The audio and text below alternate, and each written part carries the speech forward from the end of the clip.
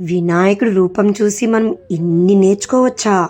వినాయకుడి తల పెద్దగా ఉంటుంది ఎందుకు అంటే మనం బాగా ఆలోచించాలి. మన ఆలోచనలు ఎప్పుడు కూడా పెద్దగా ఉండాలి. మరి పెద్ద చెవులు, ఎవరైనా మనకి ఏదైనా చెప్తే చెవులు పెద్దగా చేసుకొని శ్రద్ధగా వినాలని. చిన్న నోరు, మనం తక్కువగా మాట్లాడాలి. అంటే అవతల వాళ్ళు చెప్పేది శ్రద్ధగా విని బాగా ఆలోచించి తక్కువగా మాట్లాడాలి. మరి తొండం, ఎలాంటి పనైనా సామర్థ్యంతో చెయ్యాలని. పెద్ద పొట్ట మరెందుకు?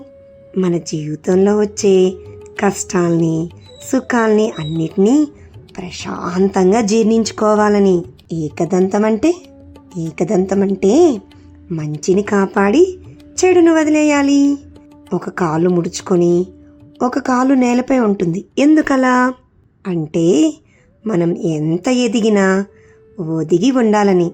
చూసారా, వినాయకుడి రూపం నుంచి మనం ఎన్ని తెలుసుకోవచ్చో. జై శ్రీరామ్.